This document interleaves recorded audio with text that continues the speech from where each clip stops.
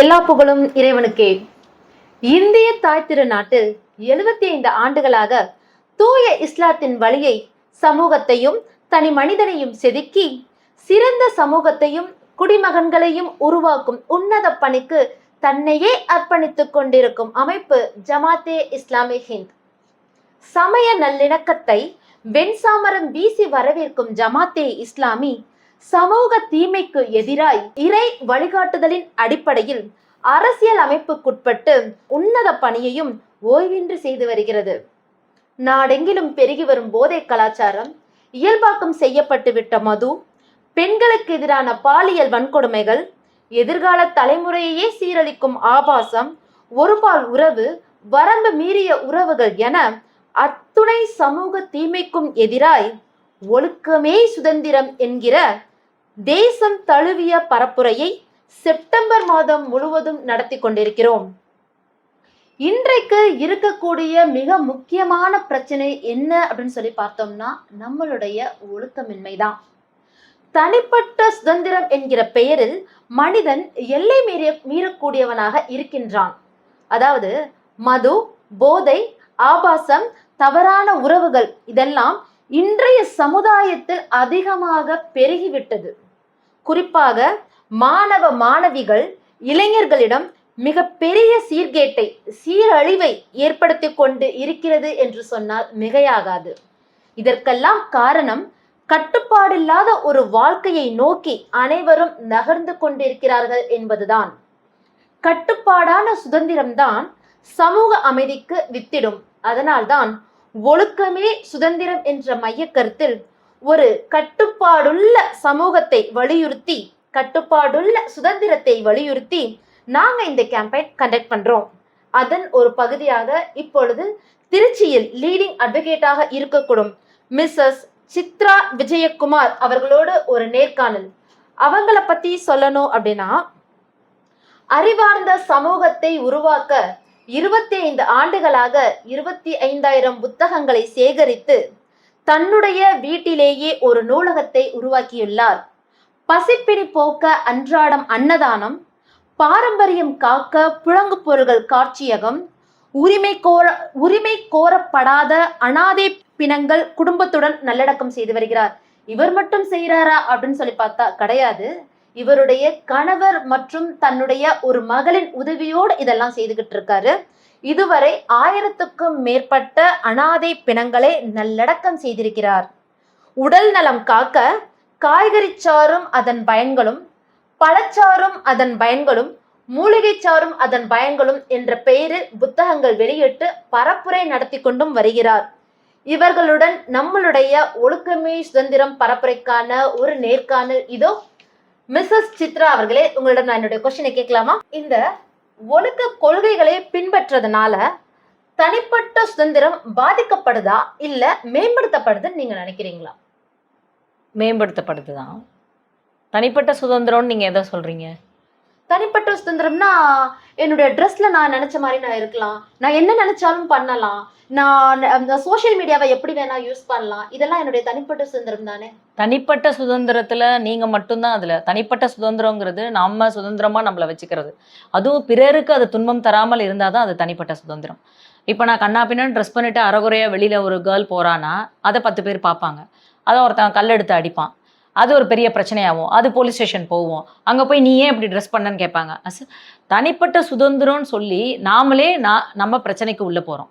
அது தனிப்பட்ட சுதந்திரத்தை கட்டுப்பாடாக வச்சு அந்த சுதந்திரத்தை பயன்படுத்தினா நம்ம மேம்பாடு அடையும். இதுதான் என்னோட கருத்து. தனிப்பட்ட சுதந்திரத்தை சரியான முறையில் பயன்படுத்தினால் நம்மை நாம் மேம்படுத்திக் கொள்ளலாம் என்று மிஸ்ஸஸ் சித்ரா அவர்கள் கூறுகிறார்கள். அவர்களுக்கான என்னுடைய 2வது கேள்வி, நம்மளுடைய கருணை, நம்மளுடைய நேர்மை, நம்மளுடைய பொறுப்பு உணர்வு, அதாவது இந்த ஒழுக்க மாண்புகள்லாம் இருக்கு பாத்தீங்களா, இது நம்மளுடைய தனிப்பட்ட சுதந்திரத்திற்கு ஒரு ஸ்ட்ரென்தன், ஒரு வலு சேர்க்கிறதா நீங்க நினைக்கிறீங்களா? கட்டாயம். கருணை, நேர்மை, இன்னொன்னு என்ன சொன்னீங்க? பொறுப்பு. இது 3 ஒரு குடும்பத்தையே எடுத்துக்கோங்களேன். ஒரு குடும்பத்துல ஒரு அப்பா அம்மாவை ஒரு பையன் பார்த்துக்கிட்டானா அந்த அப்பா அம்மா வெளியில போறதுக்கு சான்ஸே கிடையாது. அவர் ஒரு அனாதையா போறதுக்கு வாய்ப்பே இல்லை. அவரை கடைசி வரைக்கும் எத்தனை வயசு ஆனாலும் அவரை எத்தனையோ இப்போ இல்லங்கள் வந்துருச்சு, அந்த மாதிரி முதியோர் இல்லம் வரத்துக்கு வாய்ப்பே இல்லை.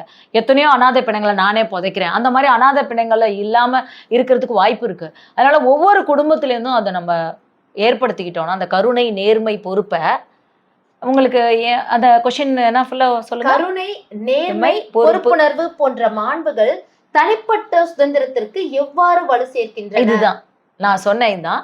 இந்த 3 இருந்தா நிச்சயம் வலு சேர்க்கும். அப்ப நீங்க செய்து கொண்டிருக்கிற சேவையை கொண்டே இந்த என்னுடைய கேள்விக்கான உங்களுடைய பதில் என்று நீங்க பதிவிட்டுட்டீங்க. சரியான.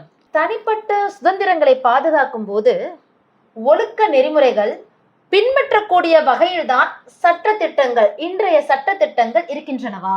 கட்டாயமா இருக்கு. சட்டம் வந்து நம்மளை கட்டுப்படுத்துறதுக்கு தான் சட்டங்கள் ஏற்படுத்தியிருக்கிறாங்க ஒரு விஷயத்த. இப்போ பெண்கள் விவாகரத்துன்னு வராங்க, அவங்களால முடியாத பட்சத்துக்கு தான் விவாகரத்துக்கு வராங்க. அப்போ அந்த கணவனோட கொடுமை தாங்க முடியாம தான் விவாகரத்துக்கு வராங்க. அப்போ அந்த சட்டம் இல்லைன்னா அவங்களோட நிலைமை தற்கொலைக்கு தூண்டப்படுவாங்க. அந்த சட்டம்னு ஒன்று அந்த மாதிரி கொண்டு வரலன்னா பெண்களோட நிலைமை என்னாகும்? எத்தனையோ பேர் கணவனை பிரிஞ்சு தனியாக தன்னோட குழந்தைய இண்டிவிஜுவல் பேரண்ட்டாக இருந்து அதை வளர்க்குறாங்க. அப்போ சட்டம் இல்லாமல் அவங்க எத்தனையோ பேரண்ட் வந்து தனி சிங்கிள் பேரண்ட்டாக இருந்து ஏன் நல்லொழுக்கமாக இல்லை இருக்காங்க. அப்போ அந்த சுய கட்டுப்பாடு அந்த இடத்துல இருக்குது. அந்த சட்டங்கள் இருக்கிறதுனால தான் தனிப்பட்ட சுதந்திரத்தை பாதுகாக்கப்படுகிறது அந்த சட்டங்கள். அதாவது நடைமுறையில் இருக்கக்கூடிய சட்டங்களினால் தனிப்பட்ட சுதந்திரம் பாதுகாக்கப்படுகிறது என்பதை நீங்கள் 100% நம்புகிறீர்கள் என்று நான் நினைத்துக் கொள்கிறேன். ஒழுக்க மாண்புகளை பிரதிபலிக்கக்கூடிய வகையில் தனிப்பட்ட சுதந்திரத்திற்கான சட்டங்கள் உருவாக்கும் போது என்னென்ன சிரமங்கள் ஏற்படுகின்றன? ஒரு லாயரா நீங்க இதுல என்ன நினைக்கிறீங்க? நிறைய சிரமங்கள்லாம் ஏற்படுதா? ஒழுக்கத்துக்கு இப்படி இருங்கம்மா அப்படி இருங்கம்மா அப்படின்னு நான் வந்து ஒரு பெண்களை மட்டுமே நான் சொல்லலை, இருங்கம்மா அப்படிங்கிற ஒரு வேர்டை வந்து நான் யூஸ் பண்ணிட்டேன். அதற்காக நான் பெண்களை மட்டுமே குறிக்கிறேன், நீங்கள் நினைத்து கொள்ள வேண்டாம். ஒரு மாணவிகள் அனைவருக்கிட்டையுமே ஒரு சட்டங்களை வந்துட்டு நாங்கள் இப்படி போடுறோம், நீங்கள் இப்படி செயல்படுத்துங்கன்னு சொல்றப்ப அது உடனே வந்துட்டு இம்ப்ளிமெண்ட் பண்ண முடியுதா? சிரமங்கள் ஏற்படுது தானே? எது மாதிரியான சிரமங்கள்லாம் ஏற்படுதுன்னு நீங்க நினைக்கிறீங்க? இல்லை, சிரமங்கள்னா இப்போ குடிக்காதன்னு சொல்லி ஒயின் ஷாப்பை திறந்து வச்சுட்டாங்க.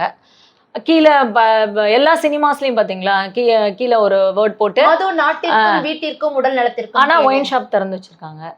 அப்ப சட்டங்கள் இருக்கு, அது சிரமம் தானே, கவர்மெண்டாலே அதை ஃபாலோ பண்ண முடியல. அப்போ சில விஷயங்கள்ல வந்து சட்டமா போட்டிருந்தாலும் அந்த சிரமங்கள்லாம் நம்ம ஏத்துக்கிட்டு தான் ஆகணும், வேற வழி கிடையாது. அப்போ இப்போ நம்மளுக்கு வந்து ஒரு கல்லூரியிலேயே இந்த ட்ரெஸ் கோட் பண்ணுங்க அப்படின்னா ஒரு சில விஷயங்கள் சில ஸ்டூடெண்ட்ஸ் இது பண்ணுவாங்க, சில ஸ்டூடெண்ட்ஸ் பண்ண மாட்டாங்க. அதை அந்த நிர்வாகம் தான் அதை பார்த்து, எல்லா சட்டத்துலேயும் சிரமங்களும் இருக்கு, நன்மையும் இருக்கு, தீமையும் இருக்கு. அதுக்காக இப்போ சிஆர்பிசி இப்போ கூட நாங்கள் வந்து அதை மாற்றணும்னு சொல்லி போராடிட்டு இருக்கோம். அப்போ அதில் வந்து போலீஸுக்கு நல்லதாக தெரியுது, எங்களுக்கு கெட்டதாக தெரியுது, எங்களுக்கு நல்லதாக தெரியுது, அவங்களுக்கு கெட்டதாக தெரியுது. ஸோ சில விஷயங்கள் எந்த ஒரு விஷயத்துலையுமே எந்த ஒரு சட்டம் எடுத்தாலுமே அதுக்கு டிராபேக்ஸும் இருக்குது, அட்வான்டேஜும் இருக்குது, டிஸ்அட்வான்டேஜும் இருக்குது. அதனால நீங்கள் நல்லொழுக்கம்னு கேட்டு இந்த விஷயத்த சொல்கிறதுனால அந்த சட்டத்தை நம்ம சிரமமே இருந்தாலும் அதை நம்ம ஏற்று நடந்து தான் ஆகும். அப்போ நீங்கள் வந்து எக்ஸாம்பிளுக்கு வந்து இப்போ நீங்கள் ஒயின் ஷாப்பை சொன்னீங்க இல்லையா, இதெல்லாம் கெடுதல்னு தெரிஞ்சு கூட இத்தனை ஒயின் ஷாப் வந்து திறந்துருக்கு, அது கவர்மெண்ட்டே எடுத்து நடத்துதுன்னு சொன்னீங்க. நாங்களுமே ஆசைப்படுறோம் ஒயின் ஷாப் எல்லாம் மூடணும், ஒரு மது இல்லாத மாநிலமாக ஒரு நாடாக நம்மளுடைய இந்தியாவே மாறணும் அப்படின்னு சொல்லிட்டு ஆசைப்படுறோம். நிறைய பேர் கேட்குறாங்க எங்ககிட்ட, அது வந்து சாத்தியமா அப்படின்னு சொல்லிட்டு கேட்குறாங்க. நாங்கள் அனைவரும், எங்களுடைய சகோதரர்கள் அனைவரும் நாங்கள் சொல்லக்கூடிய பதில் என்ன அப்படின்னா, அரசு நினைத்தால் அனைத்துமே சாத்தியம்தான் அப்படின்னு சொல்லிட்டு சொல்றோம். உங்களுக்கான இறுதி கேள்வி இதோ. தனிப்பட்ட சுதந்திரத்தை பாதுகாப்பதற்கு ஒழுக்கமுள்ள சமுதாயம் தான் சிறந்தது என நீங்கள் நினைக்கிறீர்களா? உங்களுடைய பதில் எதுவா இருக்கணும்னா ஆம் ஆர் இல்லை. எக்ஸ்பிளனேஷன் கொடுக்க கூடாது. இல்ல, நீங்க சொல்லுங்க உங்களுடைய பதில். சமுதாயம் எப்படி நல்லா இருக்கும்? நம்ம எல்லாம் சேர்ந்ததுதான் சமுதாயம். அப்ப தனிப்பட்ட நல்லொழுக்கம் இருந்தால்தான் அந்த சமுதாயமே நல்லா இருக்கும். ஆக ஒவ்வொருத்தரும் ஈச் அண்ட் எவ்ரி திங், இப்போ ஒரு குடும்பம்னு இருந்தா பொம்பளை பிள்ளைங்களுக்கு சொல்லிக் கொடுக்குற அதே நல்லொழுக்கத்தை ஆம்பளை பிள்ளைக்கு எதுவும் சொல்லிக் கொடுக்கணும். நீ பார்க்குற பிள்ளையெல்லாம் அக்கா தங்கச்சா பாரு, தப்பான கண்ணோட்டத்தை பார்க்காத, உன்னோட சிஸ்டர்ஸா பாரு அப்படி நம்ம சொல்லி கொடுத்தோம்னா தான் அவனுக்கு இது நல்லது இது கெட்டதுன்னு நம்ம பொண்ணுங்களுக்கு சொல்லிக் கொடுக்குற அதே நல்லொழுக்கத்தை பசங்களுக்கும் சொல்லி கொடுத்தாதான் இந்த சமுதாயம் நல்லொழுக்கமான சமுதாயமாக மாறும் சொல்றேன்.